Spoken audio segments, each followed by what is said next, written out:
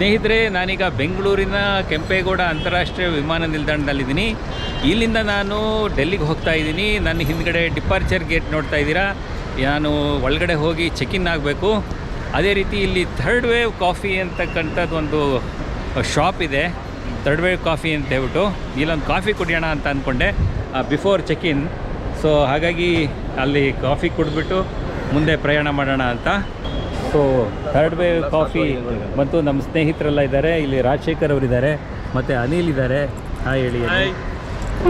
ಆಮೇಲೆ ನಮ್ಮ ಮಂಜುನಾಥ್ ಇದ್ದಾರೆ ಮತ್ತು ನಮ್ಮ ಫಾದರ್ ಬೇರೆ ಇದ್ದಾರೆ. ಹಾಗಾಗಿ ನಾವೆಲ್ಲ ಒಟ್ಟಿಗೆ ಸೇರಿಕೊಂಡು ಈಗ ಡೆಲ್ಲಿಗೆ ಹೋಗ್ತಾ ಇರ್ತಕ್ಕಂಥದ್ದು. ಈ ಕಾಫಿ ಯಾವ ಥರ ಇದೆ? ಥರ್ಡ್ ವೇವ್ ಕಾಫಿ ಸ್ವಾದ. ಥರ್ಡ್ ವೇವ್ ಸ್ವಾದ ಹೇಗಿದೆ ಹೇಳಿ ರಾಜಶೇಖರ್? ನಾನೇನು ಕುಡ್ದಿಲ್ಲ, ಮಿಕ್ಸ್ ಮಾಡ್ತಾ ಇದ್ದೀನಿ. ಮಿಕ್ಸ್ ಮಾಡ್ತಾ ಇದ್ದೀರಾ? ಏನು ಮಿಕ್ಸ್ ಮಾಡ್ತಿದ್ದೀರಾ? ಸಕ್ಕರೆ ಮಿಕ್ಸ್ ಮಾಡ್ತೀನಿ. ಸಕ್ಕರೆನಾ? ಓಕೆ. ಕಾಫಿಗೆ ಸಕ್ಕರೆ ಮಿಕ್ಸ್ ಮಾಡೋದು ಬಿಟ್ಟರೆ ಎಣ್ಣೆ ಮಿಕ್ಸ್ ಮಾಡೋಕ್ಕಾಗೋದಿಲ್ಲ. ಹಾಗಾಗಿ ಈಗ ಎಣ್ಣೆಗೆ ಸೋಡಾ ಮಿಕ್ಸ್ ಮಾಡ್ತಿರಲ್ಲ, ಅದಕ್ಕೆ ಮಿಕ್ಸಿಂಗು ಅಂದರೆ ನನಗೇನೋ ಕನ್ಫ್ಯೂಸ್ ಆಯಿತು. ಹಾಗೆ ಕುಡಿದು ನೋಡಿ ಒಂದ್ಸಲ. ಅಂದರೆ ಇದರಲ್ಲಿ ಚಿಕೋರಿ ಇರಲ್ಲ, ಪ್ಯೂರ್ ಕಾಫಿ ಅಂತೇಳಿ ನಾವು ಕಾಫಿ ನಾಡೋದ್ರಿಂದ ಪ್ಯೂರ್ ಕಾಫಿನ ಮಾಡ್ತಿರೋದು ತುಂಬ ಟೇಸ್ಟಿಯಾಗಿದೆ. ಇಲ್ಲಿ ನನ್ನ ಪಕ್ಕದಲ್ಲಿ ಪುಟ್ಟಸ್ವಾಮಿ ಅಂತ, ಇದು ಥರ್ಡ್ ವೇವ್ ಕಾಫಿ ಇದೆಯಲ್ಲ ಅದರ ಸ್ಟೋರ್ ಮ್ಯಾನೇಜರ್ ಆಗಿ ಇಲ್ಲಿ ಕೆಲಸ ಮಾಡ್ತಿದ್ದಾರೆ. ಅವರು ಕೂಡ ನನ್ನ ಜೊತೆಲಿ ಇದ್ದಾರೆ.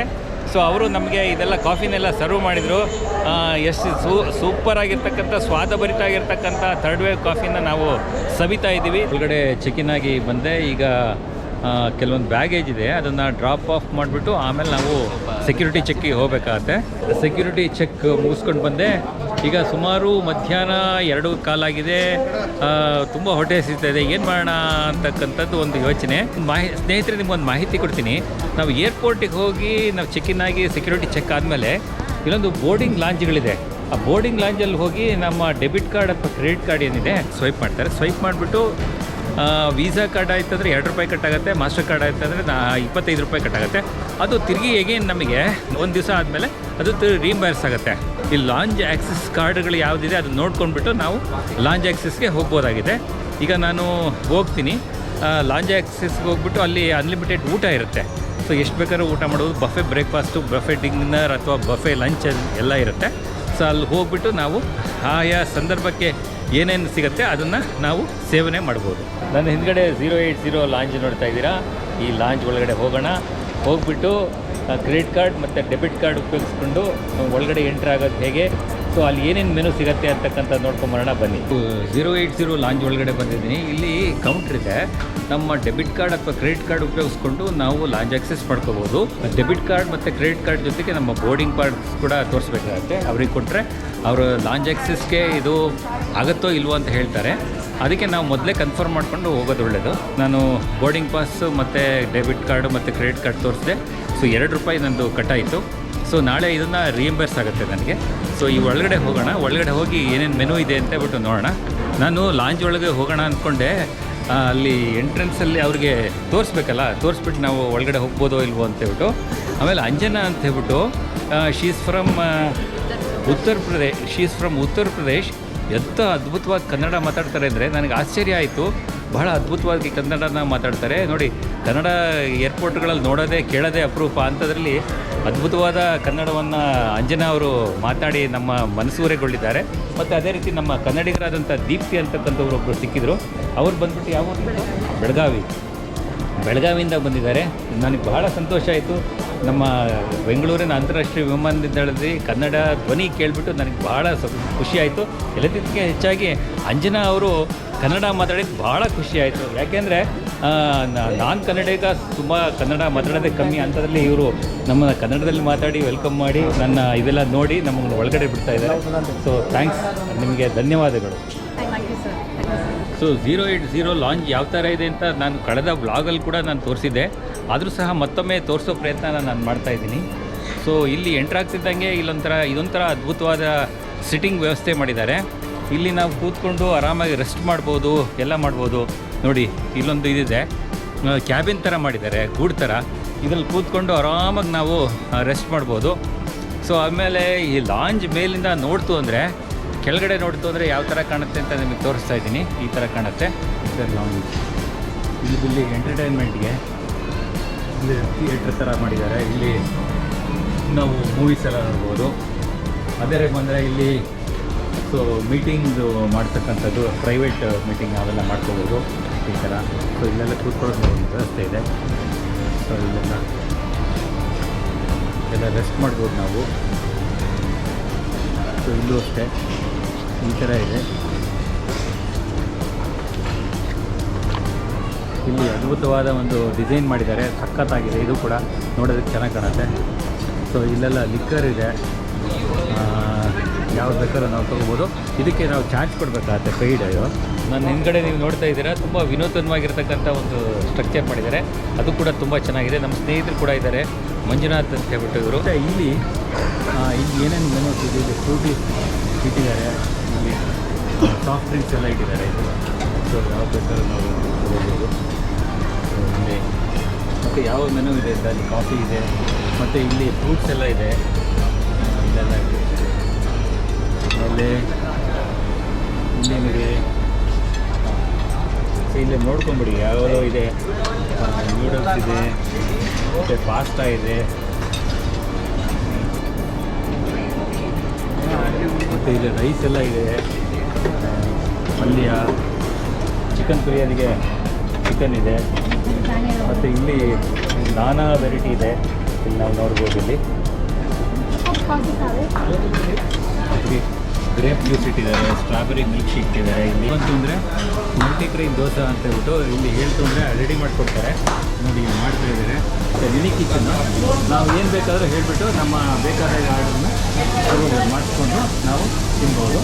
ಸೊ ಇವಿಷ್ಟು ಇಲ್ಲಿ 080 ಲಾಂಜಲ್ಲಿ ಇರ್ತಕ್ಕಂಥ ಮೆನುಗಳು ಮತ್ತು ಈ ಆಂಬಿಯನ್ಸ್ ಯಾವ ಥರ ಇದೆ ಅಂತ ನಿಮಗೆ ತೋರಿಸಿದೆ.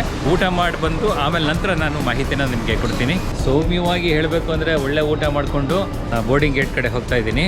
ಏನು 080 ಲಾಂಜ್ ನೋಡ್ತಾ ಇದ್ದೀವಿ, ಇದು ಪ್ರೀಮಿಯಂ ಲಾಂಜ್ ಬರುತ್ತೆ. ಆಮೇಲೆ ಇನ್ನೊಂದು BLR ಲಾಂಜ್ ಅಂತ ಇದೆ, ಆದರೆ ಇದರ ಅಪೋಸಿಟ್ ಇದೆ.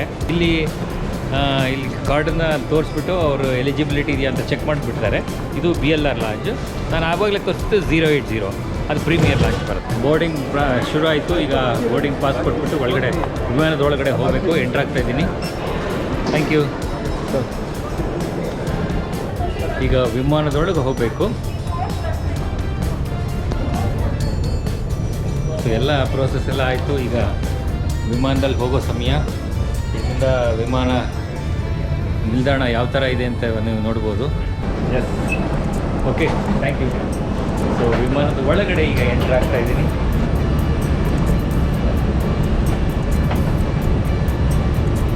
ಎಸ್ ಸರ್, ಈಗ ನನ್ನ ಸೀಟ್ ಹುಡ್ಕೋಬೇಕು.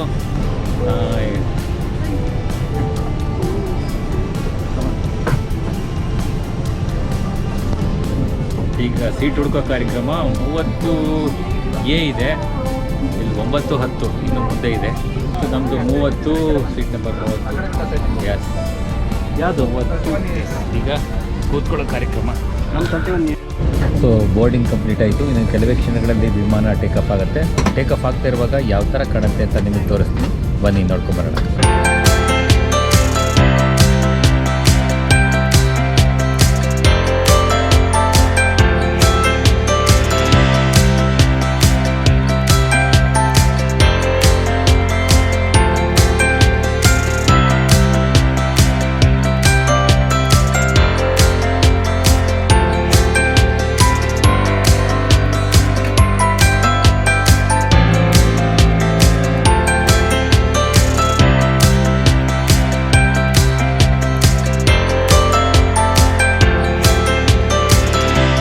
ಕೆಲವೇ ಕ್ಷಣಗಳಲ್ಲಿ ಫ್ಲೈಟ್ ಲ್ಯಾಂಡ್ ಆಗ್ತಾ ಇದೆ. ಲ್ಯಾಂಡ್ ಆಗ್ತಾ ಇರತಕ್ಕಂಥ ಸಂದರ್ಭದಲ್ಲಿ ಮೇಲಿಂದ ನೋಡಿದರೆ ಯಾವ ಥರ ಕಾಣುತ್ತೆ ಅಂತಕ್ಕಂಥದ್ದು ನಿಮ್ಗೆ ತೋರಿಸ್ತೀನಿ, ನೋಡ್ಕೊಂಬರೋಣ ಬನ್ನಿ.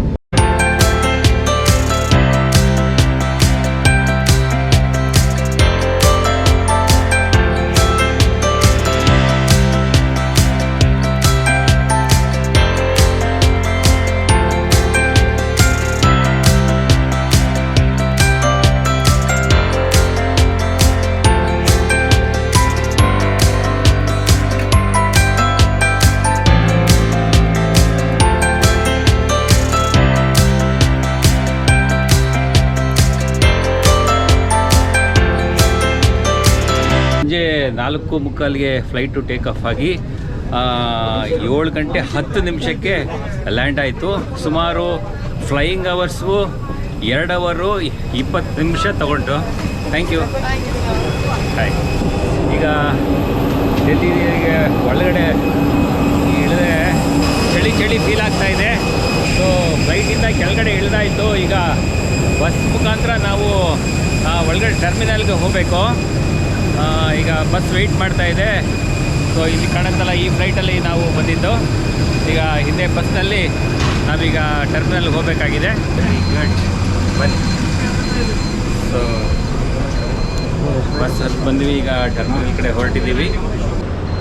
ಬಸ್ ಇಳಿದು ಟರ್ಮಿನಲ್ ಒಳಗಡೆ ಹೋಗ್ತಾ ಇದ್ದೀನಿ. ಬಸ್ ಇಳಿದಾಯಿತು. ಈಗ ಟರ್ಮಿನಲ್ ಒಳಗಡೆ ಹೋಗಬೇಕು. ಗೇಟ್ ನಂಬರ್ 3 ಅಂತೆ. ಸೊ 3 ಒಳಗಡೆಯಿಂದ ಈಗ ಟರ್ಮಿನಲ್ಗೆ ಹೋಗ್ತಾ ಇದ್ದೀವಿ. ಟರ್ಮಿನಲ್ 2ಗೆ ನಾವು ಈಗ ಬಂದಿದ್ದು. ಬೆಂಗಳೂರಿಂದ ಲ್ಯಾಂಡ್ ಆಗಿದ್ದ ವಿಮಾನ. ಸೊ ಟರ್ಮಿನಲ್ 2ಇಂದ ಈಗ ನಾವು ದಿಲ್ಲಿ ನಗರದ ಒಳಗಡೆ ನಾನು ಹೋಗಬೇಕಾಗತ್ತೆ.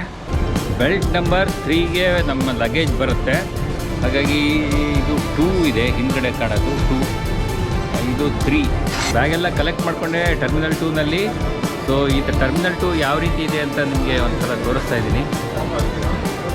ಸೊ ಈ ರೀತಿ ಇದೆ ಟರ್ಮಿನಲ್ 2. ಇಲ್ಲಿಗೆ ಈ ಸಂಚಿಕೆಯನ್ನು ಮುಗಿಸ್ತಾ ಇದ್ದೀನಿ. ಮುಂದಿನ ಸಂಚಿಕೆಯಲ್ಲಿ ಅಂದರೆ ನಾಳೆ ಏನೇನು ಡೆಲ್ಲಿನಲ್ಲಿ ಯಾವ ಸ್ಥಳ ನೋಡ್ತೀನಿ ಅಂತಕ್ಕಂಥ ಮಾಹಿತಿನ ನಾಳೆ ಬ್ಲಾಗಲ್ಲಿ ನಿಮಗೆ ತಿಳಿಸ್ತೀನಿ.